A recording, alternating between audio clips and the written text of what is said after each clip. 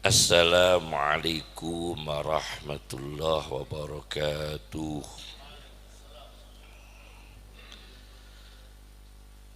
Bismillahirrahmanirrahim. Hamdan lillah, salatan wassalaman ala sayyidina wa habibina wa syafi'ina Muhammad ibn Abdillah Rasulillah wa ala alihi wa man sahibah wa man tabi'a hudah, amma ba'd. Yang saya hormati para habaib, para kiai, para ulama, keluarga besar Bani Siddiq, keluarga besar Bani Siddiq, diantaranya Al-Maghfurlah, Al-Labib, Ki Haji Gus Yusuf Muhammad. Semoga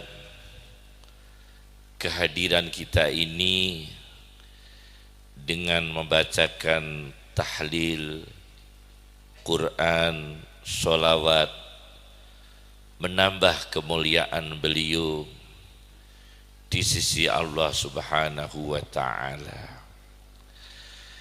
Hadirin para alumni, para wali santri, para undangan yang semoga diberkahi oleh Allah Subhanahu wa ta'ala.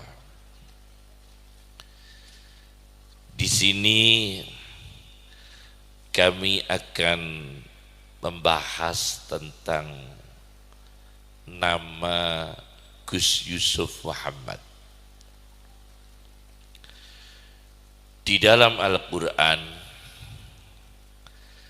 Yusuf itu diulangi 27 kali.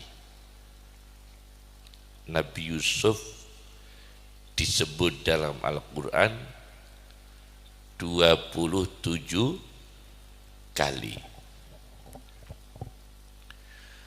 Makna Yusuf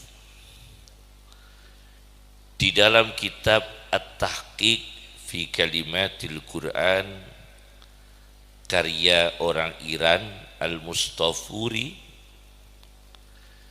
Yusuf itu kalau diartikan bahasa Arab maknanya sayazidu. Yusuf itu artinya apa?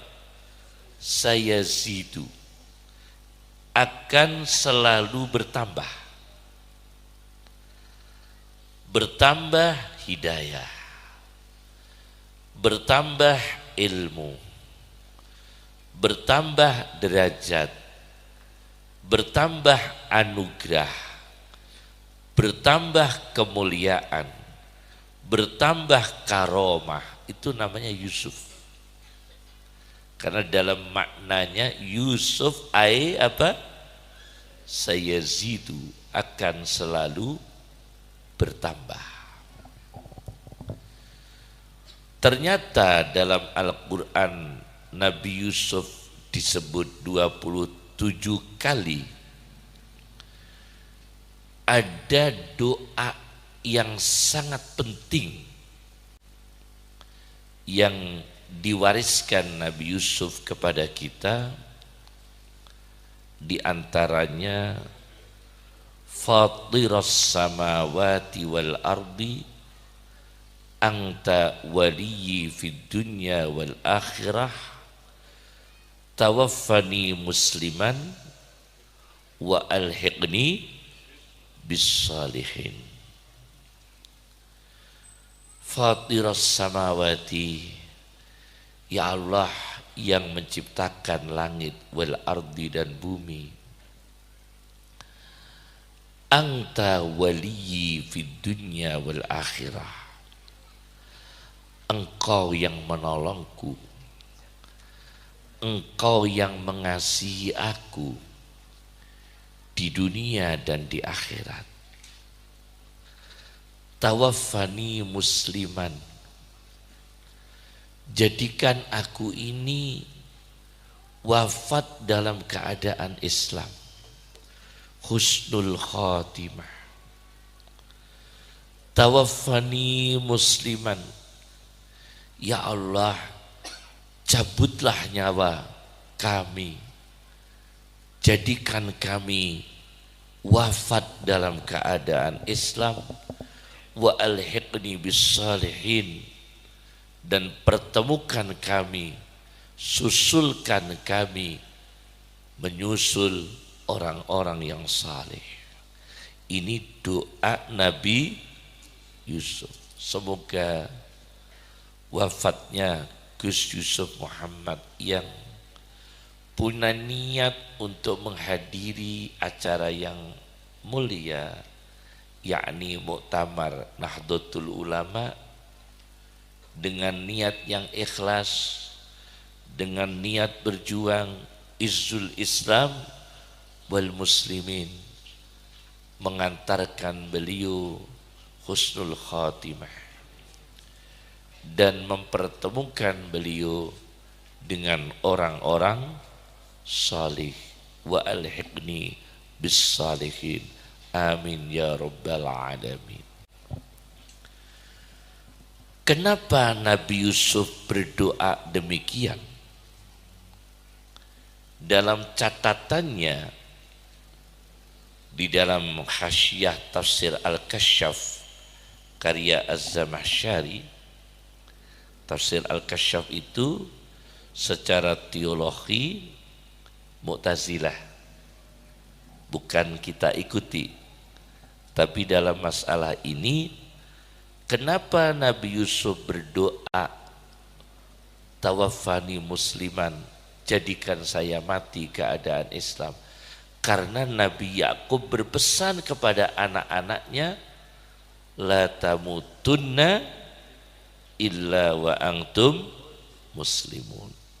Janganlah kalian mati kecuali dalam keadaan Islam. Masya Allah.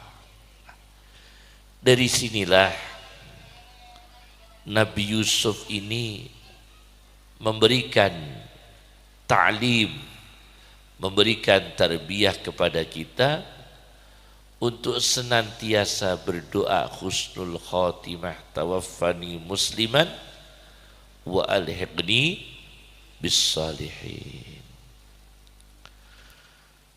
Orang yang saleh itu tidak mesti berilmu.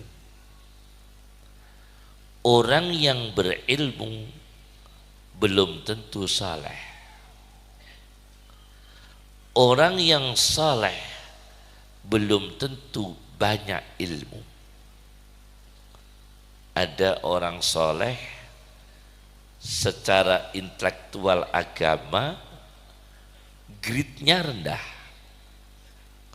tidak begitu tinggi dalam ilmu agama, tapi saleh karena karakternya, karena keikhlasannya, karena kezuhudannya.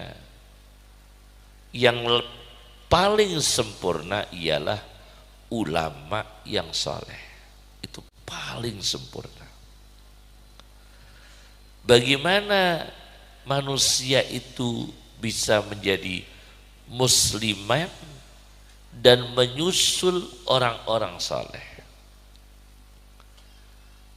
Pertama adalah doa Nabi Yusuf tadi ialah doa yang sangat sufistik, yang sangat sufistik. Doa Nabi Yusuf. Kenapa sufistik?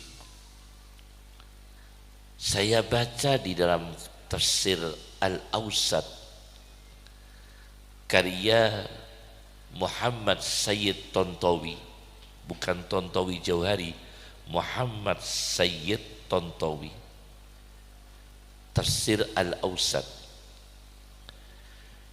Nabi Yusuf itu punya pangkat,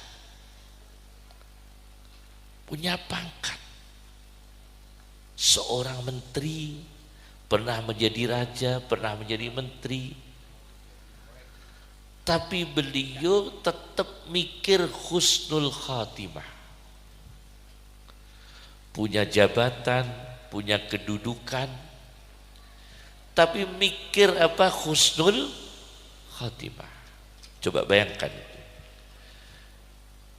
beliau punya punya pangkat, beliau punya kesibukan duniawi, tapi memikirkan mati dalam keadaan Islam, menyusul orang saleh. Jadi pertama kita adalah mengamalkan nilai-nilai sufi di dalam doa Nabi Yusuf. Itu pertama, supaya kita menyusul orang soleh. Silahkan saudara sibuk duniawi, tapi jangan lupa husnul khatimah harus diperhatikan. Amalnya, ibadahnya, akhiratnya, Qur'annya, zikirnya, tahlilnya harus diperhatikan. Saudara mencari dunia, mencari uang, itu adalah kebutuhan hidup. Tapi jangan lupa bahwa ada yang terpenting menurut Nabi. Orang yang paling cerdas ialah orang yang mempersiapkan diri menghadapi kematian. Itu paling cerdas. Orang yang paling cerdas menurut Rasulullah itu bukan S3 sampai kedinginan, kebanyakan S. Bukan S3, S2, S1, profesor, bukan itu. Kata Rasulullah SAW, orang cerdas adalah orang yang sudah mempersiapkan diri menghadapi apa? Kematian. Itu pertama, nilai-nilai sufi. Ada orang Turki, ini cerita dari Sayyid Muhammad bin Alawi Al-Maliki. Ada orang Turki, beliau itu menulis Al-Quran dengan tangannya. Al-Quran ditulis dengan tangan, itu 30 juz. Setelah dia mendekati wafat, dia wasiat kepada anaknya, nanti kalau saya mati, Quran yang saya tulis dengan tangan ikutkan dalam kubur. Nah, ini ceritanya Sayyid Muhammad bin Alawi Al-Maliki. Masya Allah, ini nanti karomahnya orang mati. Saya nulis Al-Quran dengan tangan, nanti saya kalau mati, Al-Quran ini masukkan dalam kafanku, ikutkan dalam kubur. Tapi ini jangan ditiru ya, karena menurut fikih tidak boleh. Menurut fikih tidak boleh Al-Quran dimasukkan dalam kubur ya. Ini karena apa ya, namanya wajdu ya, semangat emosi dalam jiwanya. Akhirnya dia meninggal dunia di Turki. Suatu ketika anak orang ini pergi haji dan ziarah ke Madinah, ke makam Nabi SAW. Anak orang ini dari Turki jalan-jalan di Madinah, ketemu satu toko kitab, toko buku. Di situ menjual Al-Quran yang ditulis oleh ayahnya. Padahal Quran itu dimasukkan dalam kubur di Turki, tapi kok bisa dijual di Madinah, di toko. Akhirnya ditanya, dari mana Pak kok dapat kitab Quran ini tulisan tangan? Ini dari orang yang katanya dapat Quran ini dari dalam kubur. Bisakah saya dipertemukan dengan orangnya? Akhirnya ketemu di Madinah. Kemudian ditanya, betul saudara yang mendapatkan Quran ini dari kubur? Iya. Saya butuh uang, saya jual di toko. Itu di Turki atau di Madinah? Di Madinah. Mayatnya masih utuh. Bisakah saya ditunjukkan lagi, digali lagi? Saya ingin tahu mayatnya siapa. Akhirnya anaknya ini diantarkan, penemu Quran dalam kubur itu diantarkan di kuburan Baqi. Di kuburan mana? Baqi.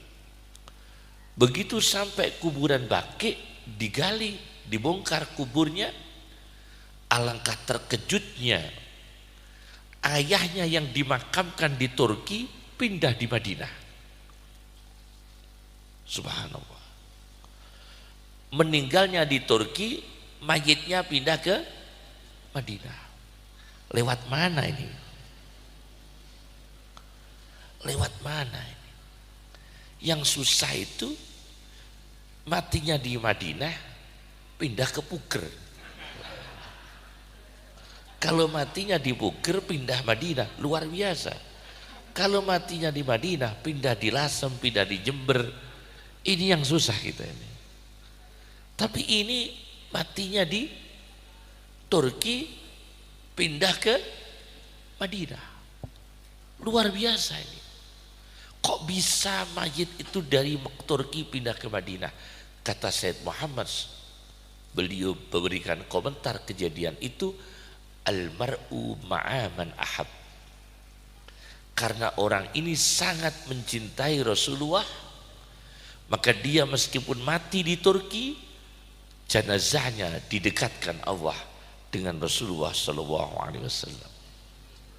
Maka kalau kita mencintai Rasulullah SAW, memperbanyak sholawat kepada Nabi SAW, memperbanyak baca rotib, memperbanyak baca simtud duran, memperbanyak baca burdah, insya Allah mati kita direnes pindah di Madinah. Iya kan? Mati kita dikencang pindah di Madinah, dekat dengan Rasulullah SAW. Ini namanya wa alhiqni bisalihin, menyusul orang-orang soleh. Ibnu Taimiyah itu kan Masya Allah sangat sensitif dengan tasawuf. Sekian banyak kitab-kitabnya kritik terhadap tasawuf. Bisa kita jumpai dalam kitabnya yang sangat keras, Al-Furqan baina awliya'ir rahman wa awliya'is syaitan. Itu karya Ibnu Taimiyah, berjudul Al-Furqan baina awliya'ir rahman wa awliya'is syaitan. Membedakan antara wali-wali Allah dan wali-wali setan. Di situ ada tokoh-tokoh wali yang kita muliakan, dimasukkan wali setan. Ini yang sangat sensitif. Tapi begitu Ibnu Taimiyah meninggal ajalnya, meninggal wafatnya, beliau wasiat, kalau saya mati, dekatkan kuburan saya dengan orang-orang sufi. Aneh. Sangat menyadari ingin bertemu dengan orang soleh, sangat membutuhkan dipertemukan, didekatkan, dikumpulkan dengan orang-orang soleh. Inilah doa Nabi Yusuf, wa alhiqni bisalihin. Itu yang pertama. Yang kedua, orang ingin bertemu menyusul orang soleh itu harus khasyatullah, takut kepada Allah, itu wajib. Dan yang paling memulai takut kepada Allah adalah al-quyuh wal kuwagis, para kiai dan para gus. Innama yakhsyallaha min ibadihil ulama. Yang memulai takut kepada Allah, memberi keteladanan takut kepada Allah, ialah para ulama. Itu memberi keteladanan takut kepada Allah. Contoh, untuk orang awam itu boleh, tapi kalau untuk ulama jangan. Contoh, boleh tapi nggak pantas minum berdiri, itu orang awam tidak pantas, tapi boleh, tidak haram. Tapi untuk kiai hindari minum berdiri, karena itu untuk memberi contoh adab. Paham maksud saya ya? Untuk orang awam itu misalnya di majlis ilmu dia rokok, itu sudah tidak benarkan. Tapi untuk kata ulama, di majlis sholawat, di majlis dzikir, sangat tidak boleh kita merokok. Nah, ini contohnya ini ya. Paham maksud saya ini ya? Untuk orang awam itu sudah tidak boleh,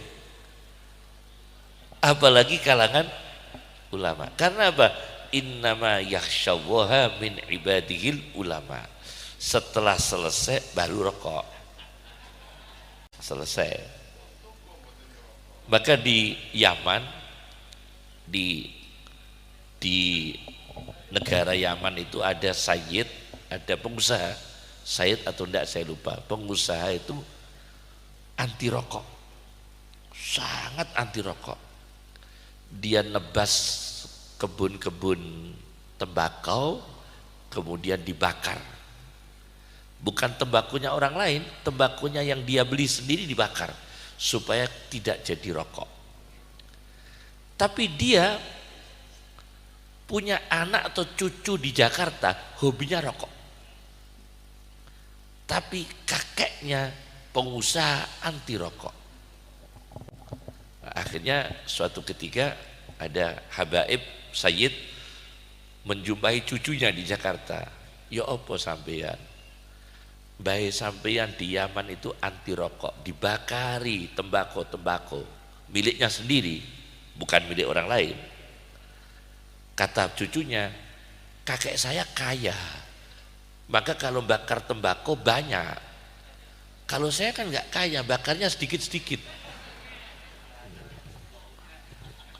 Bakarnya sedikit-sedikit. Karena kalau kakek saya itu kaya raya, kalau bakar tembakau yang langsung banyak, berhektar-hektar. Tapi karena saya nggak begitu kaya, bakarnya pelan-pelan. Masya Allah. Ternyata khosyatullah, takut kepada Allah itu inti ulama. Di situ ada adadul hasr, innama.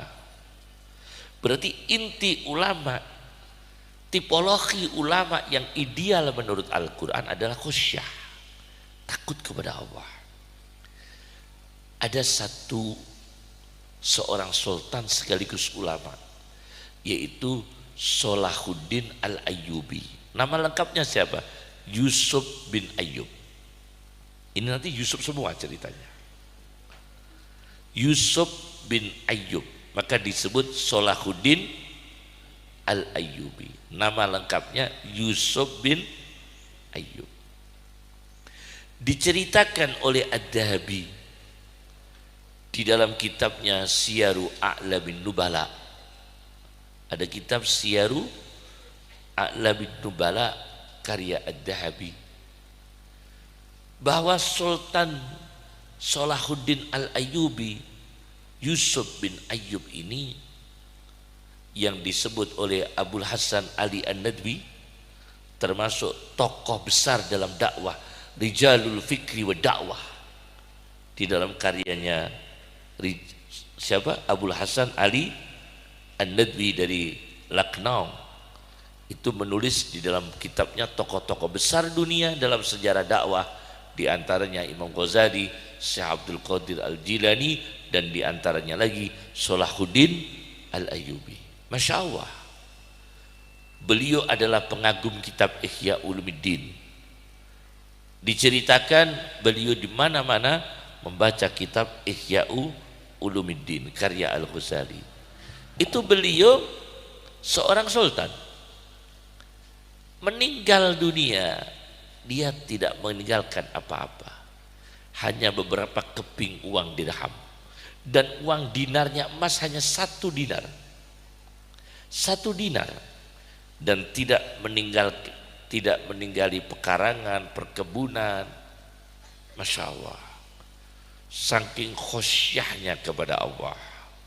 Mungkin kita belum bisa, tetapi seyogyanya, setidaknya kita menteladani kesuhutan beliau, ketakutan beliau kepada Allah akan hisabnya orang yang terlalu banyak harta, akan beratnya hisabnya orang yang terlalu banyak harta, sampai beliau tidak ingin punya celengan harta yang sebanyak-banyaknya.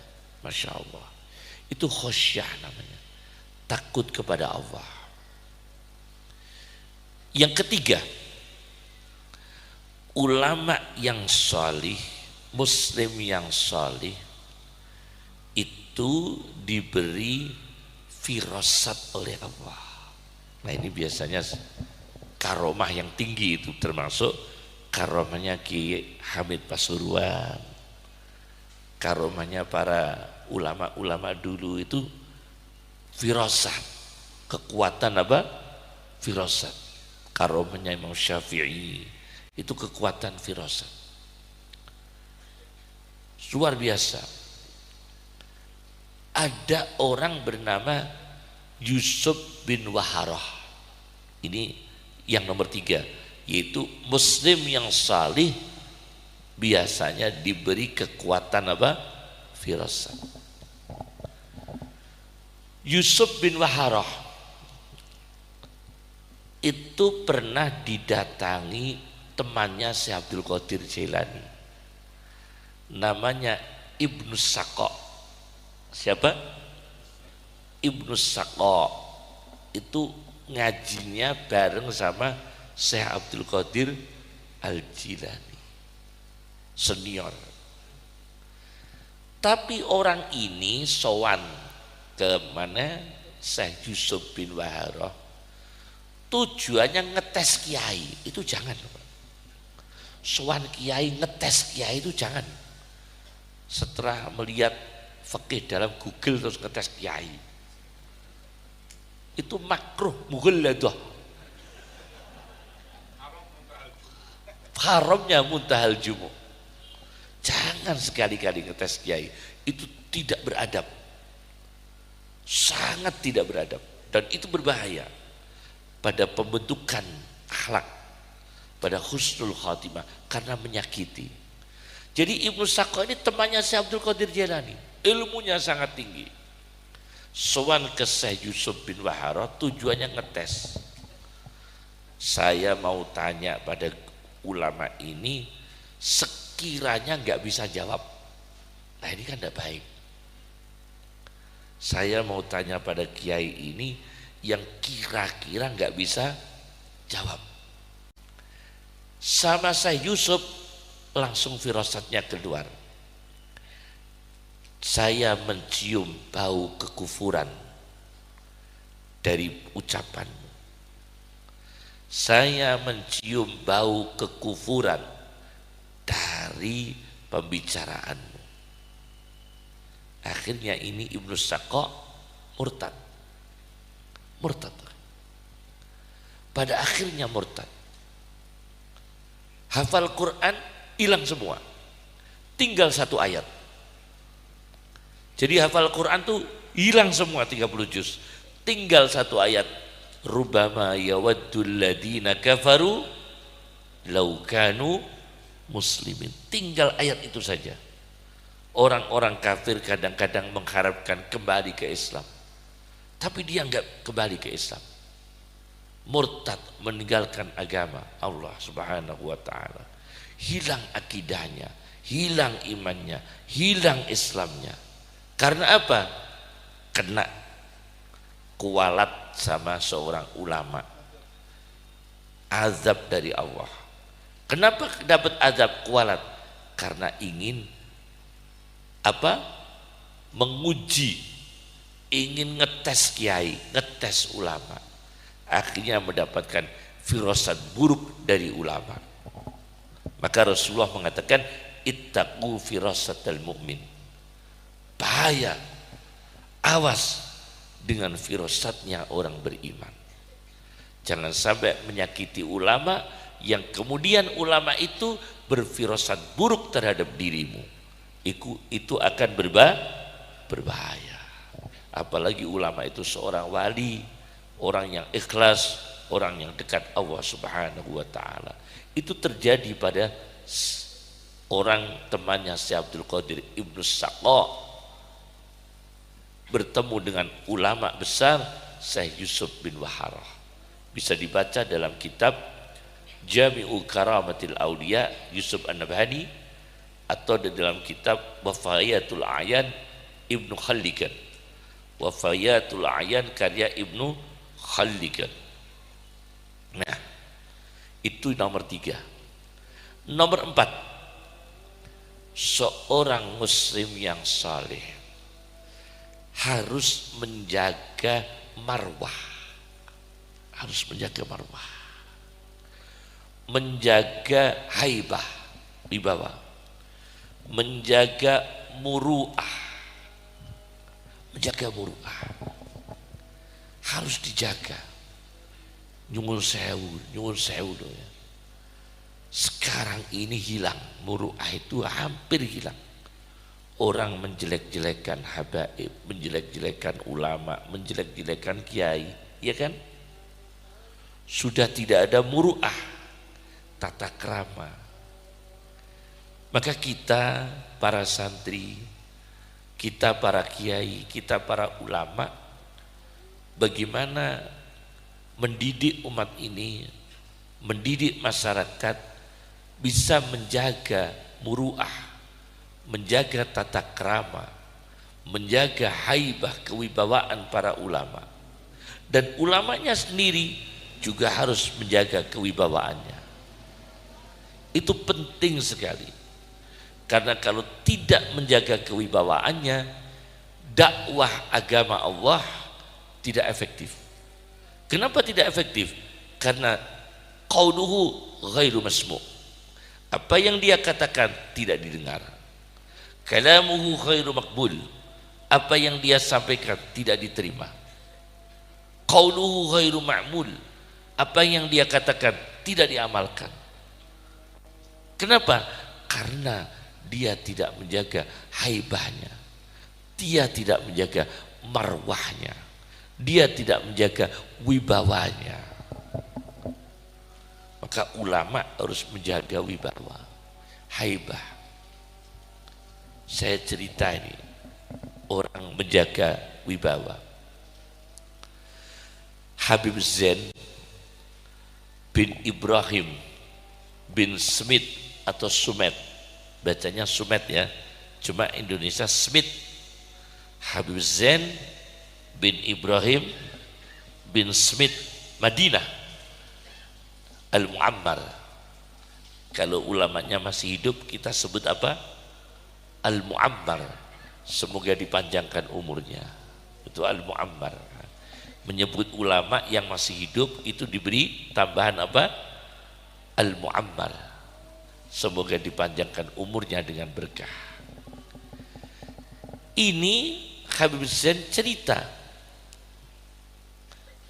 di dalam kitabnya Al-Manhajus Sawi, kan ada kitabnya Al-Manhajus Sawi karya Habib Zain bin Smith Madinah yang sekarang masih hidup.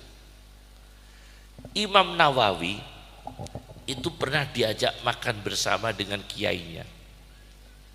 Diajak makan bersama dengan kiainya, Imam Nawawi. Diajak makan bersama, menunya sudah jejer-jejer, ada menu-menu jejer-jejer gitu, prasmanan. Tapi Imam Nawawi tidak mau makan. tidak mau makan. Ada kiainya makan bersama-sama, beliau nggak mau makan. Kemudian Imam Nawawi ditanya, kenapa kok nggak ikut makan? Takut saya milih menu yang menu itu diinginkan oleh kiai saya. Begitu. Takut saya nanti makan satu menu yang menu itu diinginkan oleh guru saya. Masya Allah. Nah kalau santri sekarang kan enggak. Kiainya belum makan habis.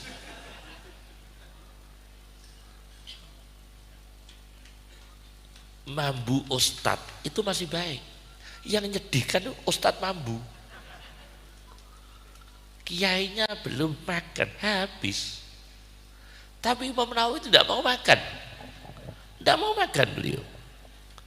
Takut kalau saya pas makan dilirik kiai saya, dilirik guru saya. Makanan yang saya makan dilirik karena diinginkan beliau, terlanjur saya makan. Maka saya nunggu selesainya makan guru saya. Itulah muru'ah, tata krama. Kemudian la tarfa'u aswatakum fawqa sautin nabi. Jangan kamu keraskan suaramu di atas suara Nabi. Maka masyarakat secara etika ketika berbincang dengan ulama, volumenya itu tidak boleh melebihi volume ulama suaranya, apalagi mendahului. Ulamanya belum jawab, dia jawab dulu. Lah ini kan berbahaya. Jadi tidak boleh, karena itu menyangkut etika, tata krama. Al-Quran mengatur, jangan kamu keraskan suaramu di atas suara Nabi. Jangan keraskan suaramu di atas suara ulama. Yakni ketika berbincang-bincang, kita jaga wibawanya ulama, kita jaga. Sekarang enggak, bantah-bantahan di medsos. Maka kalau Anda seorang ulama, Anda seorang ustadz, jangan ikut merespon. Karena apa? Karena Anda nanti akan ikut tercebur di situ, marwahnya hilang. Ada perang di medsos, ulama yang penting dia di atas kebenaran, jangan merespon. Karena untuk menjaga apa? Wibawa, haibah. Itu wibawa ulama. Kiai dulu, Syekh Abdul Qadir Jailani, itu wibawa sekali. Terlalu jauh Syekh Abdul Qadir. Ulama-ulama dulu itu wibawa sekali. Baru melirik itu saja, Masya Allah. Baru dehem ya, ulama dulu ya, baru dehem itu sudah ada auranya. Batuk itu ada auranya. Sekarang gregean tidak ada auranya. Dulu itu baru dehem itu ada auranya. Batuk ada auranya. Itu isyarah dari Habib Zain bin Ibrahim bin Sumail. Maka ada kitab namanya Khilyatul Awliya wa Tabaqatul Asfiya, karya Abu Nu'aim Al-Asfahani. Saya baca di situ ada ulama bernama Yusuf bin Asbat. Yusuf bin Asbat. Ada nama Yusuf sudah, kemudian Yusuf bin Ayyub sudah, Yusuf bin Waharah, sekarang Yusuf bin Asbat. Yusuf bin Asbat ini didatangi oleh pejabat pemerintah memakai songkok yang dilapisi dengan pita, songkok kesultanan yang menunjukkan itu seorang penguasa, pejabat pemerintah. Kemudian minta fatwa kepada beliau Yusuf bin Asbat. Apa kata beliau? Saya tidak mau berfatwa dalam keadaan kamu pakai songkok jabatan. Karena apa? Karena posisi ulama ketika ditanya harus dijaga. Jadi tidak kelihatan yang tanya itu lebih tinggi. Maka copot dulu songkokmu. Songkokmu adalah songkok kekuasaan, songkok jabatan. Bertanya kepada saya Yusuf bin Asbad sebagai ulama, saya tidak mau berfatwa sebelum songkok itu dicopot dulu. Masya Allah. Itu untuk menjaga. Maka ulama dulu, Masya Allah. Saya dapat cerita, mungkin Bani Siddiq tahu itu ya, tapi ini sekedar cerita yang inspiratif untuk kita. Dulu Presiden Indonesia Soekarno pernah dinasihati oleh salah satu putra Mbah Siddiq terkait dengan pidato Pak Soekarno atau kata-kata Pak Soekarno, kabarnya itu tentang membersihkan najisnya anjing. Kata Pak Soekarno, tidak usah pakai debu, ganti saja dengan sabun. Nah, akhirnya diprotes oleh putranya Mbah Siddiq. Kalau tidak Kiai Mahfud Siddiq, Kiai Abdul Siddiq. Di antara dua itu. Jadi beliau mengingatkan, tapi tidak dengan menghujat-hujat, enggak. Beliau menasihati Pak Soekarno, ini bukan wilayah Anda, ini soal syariat, wilayah ulama yang tahu hukumnya, tahu dalilnya, tahu hikmahnya, tahu filosofinya, bukan urusan saudara. Yang boleh berfatwa ulama. Diingatkan karena Pak Karno pernah mengatakan dalam cerita ayah saya, ini yang cerita ayah saya, yaitu membersihkan najis anjing tidak harus pakai debu, bisa diganti dengan apa? Sabun. Padahal Nabi kita Muhammad SAW memerintahkan di samping air juga pakai debu, pakai tanah. Maka diingatkan, nah ini wibawa seorang ulama. Kita hitung kira-kira Kiai Abdul Siddiq atau Kiai Mahfud Siddiq waktu itu masih muda. Kiai Mahfud ya, Kiai Mahfud Siddiq masih muda. Nah itulah yang saya sebutkan, ulama itu punya haibah, punya wibawa, punya muru'ah, muhaban, ditakuti.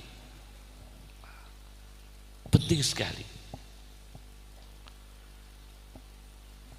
Nah, yang kelima ini ya, yang terakhir ini, orang muslim yang salih harus punya kepastian memilih jalan hidup dengan orang saleh. Jadi memilih jalan hidup yang ditempuh orang saleh. Ada orang yang amalnya tidak naik kepada Allah, amalnya tidak diterima oleh Allah, dan bertemu Allah, Allah marah kepada dirinya. Hadis ini diriwayatkan oleh Yusuf bin Asbad dalam kitab Khilyatul Auliya, diceritakan oleh Abu Nu'aim al-Asfahani. Siapa orang ini? Yaitu orang yang keluh kesah, man sakhita rizqah, orang yang benci dengan rezekinya sendiri, gak marem dengan rezekinya, benci dengan rezekinya sendiri, dia benci dengan rezekinya sendiri. Akhirnya apa? Tidak pernah bersyukur. Wabasa syakwah, dia sering mengumbar-ngumbar nasibnya diceritakan orang, keluh kesahnya disebarkan orang.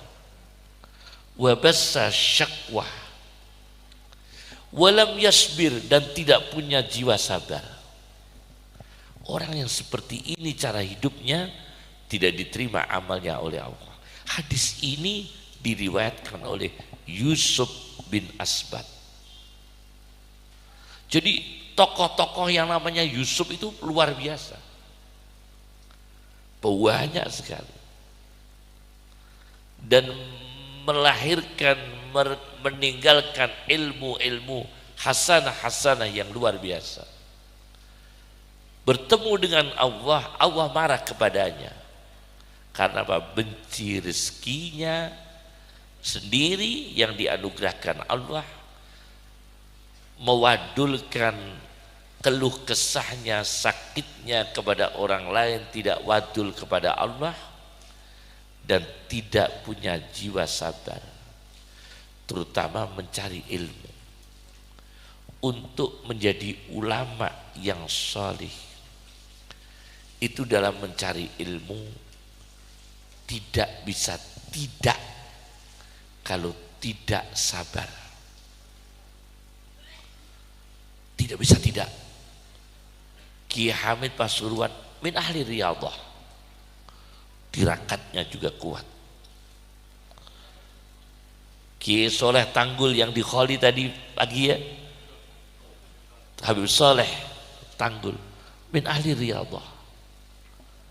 Kiai Khalil Bangkalan min ahli riyadhah, ahli tirakat. Capek, tidak bisa nggak capek.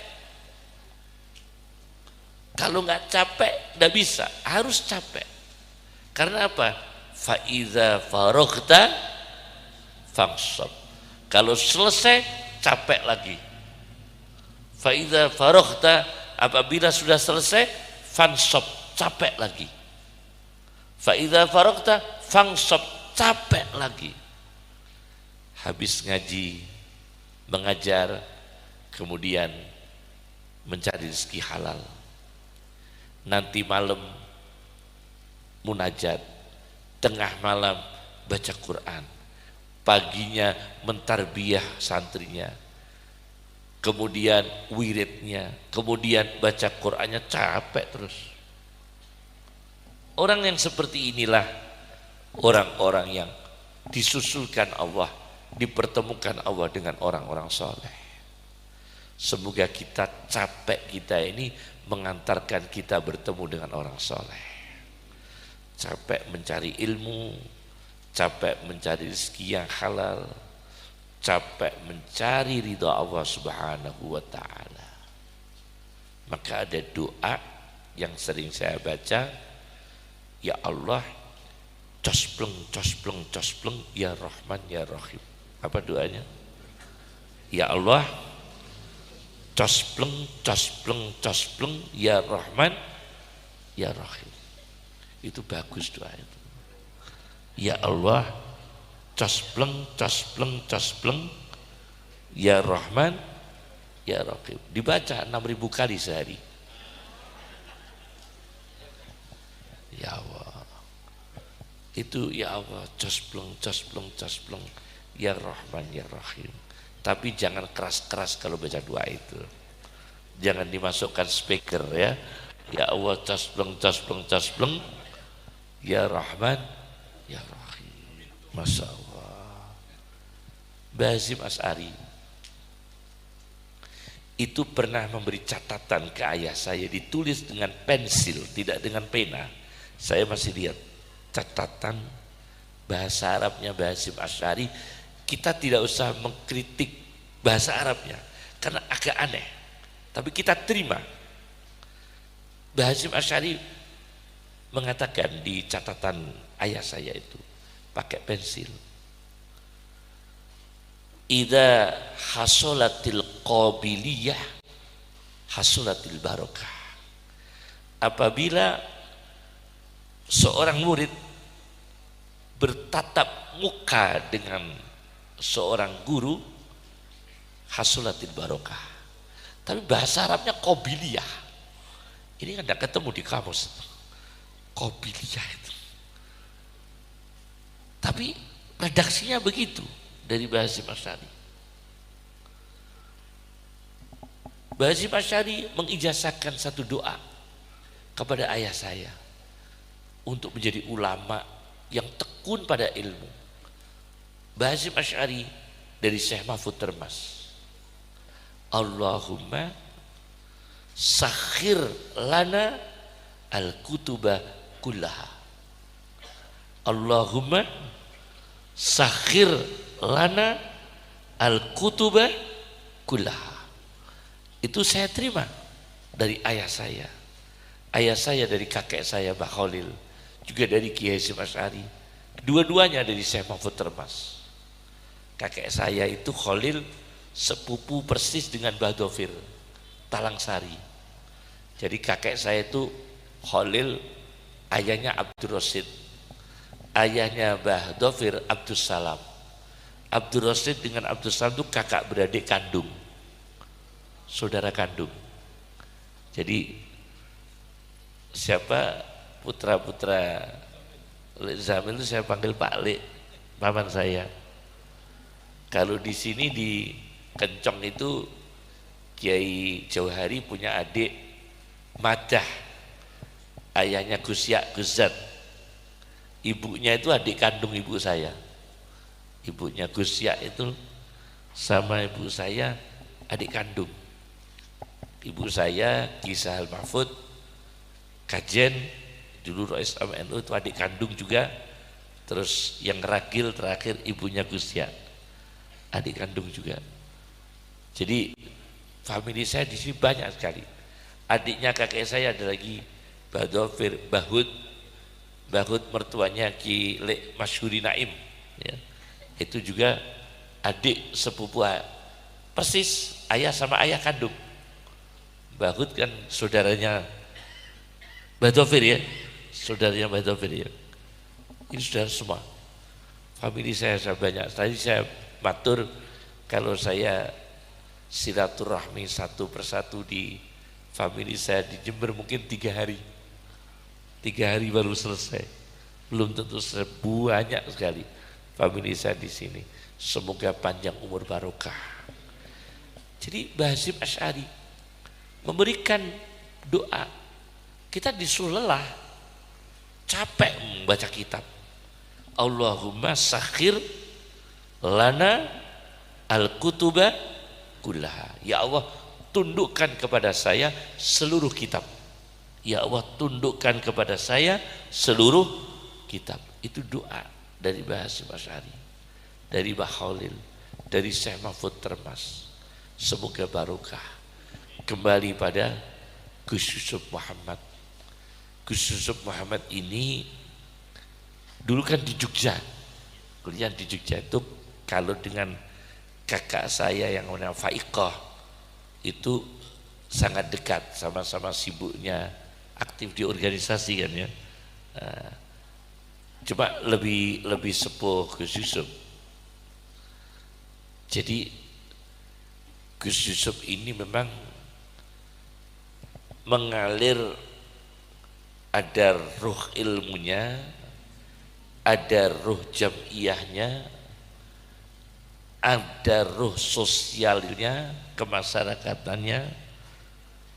Jadi mengalir, ada ruh intelektualnya mengalir dalam diri Gus Yusuf.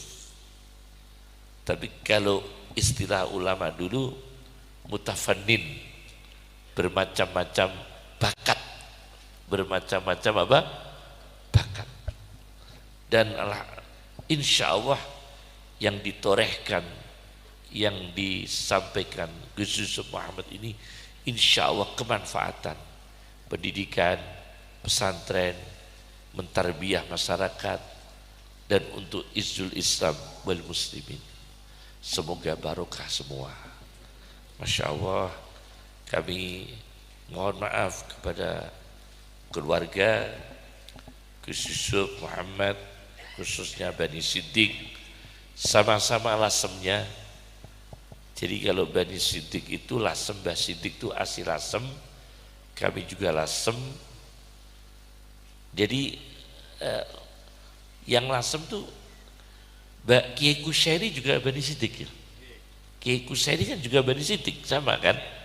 Kiai Kusyairi, Bunyai Hamid itu kan, Bunyai Nafisah sama-sama Bani Siddiqnya kan, ya. Iya, sama-sama. Kemudian Mbah saya, Mbah Zulaikha, Mbah Dovir Putri ya. Mbah Dovir Putri Bani Sidik juga. Mbah Suleko kan. Bani Sidik juga. Ya Masya Allah, Masya Allah. Semoga barokah semua ya.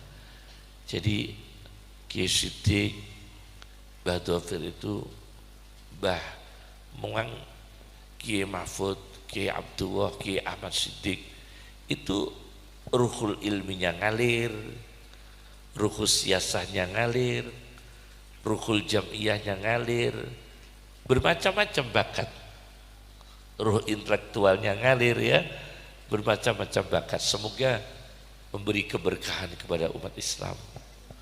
Cukup dari saya, pidato jangan terlalu panjang, makruh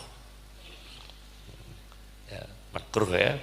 Kami mohon maaf, kami harus segera ke Surabaya insya Allah ya. Kami mohon pamit.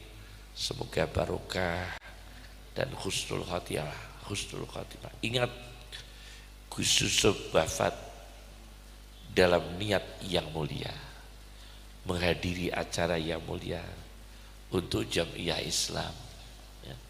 Jadi beliau insya Allah ditempatkan di tempat yang mulia di sisi Allah Subhanahu wa Ta'ala. Dan paling enak mati itu dalam ketika kita sedang mengagendakan perkara yang terpuji. Mau berangkat sholat mati, Masya Allah. Mau nonton konser mati, waduh. Ya, lain lagi. Kita tidak tahu itu, ya, kita tidak tahu. Tapi ya bisa saja husnul khotimah, bisa saja husnul khotimah. Tapi lazimnya itu mau jamaah mati, Masya Allah. Ketika mau baca Quran atau sudah baca Quran, ketika sujud. Saya punya kitab 1 jilid besar, kumpulan ulama yang wafat keadaan sujud. Tokoh-tokoh ulama yang wafatnya keadaan sujud. Banyak sekali. Dikumpulkan dalam satu kitab 1 jilid. Kumpulan ulama-ulama yang keadaan sujud. Maka doa Nabi Yusuf tadi diingat-ingat.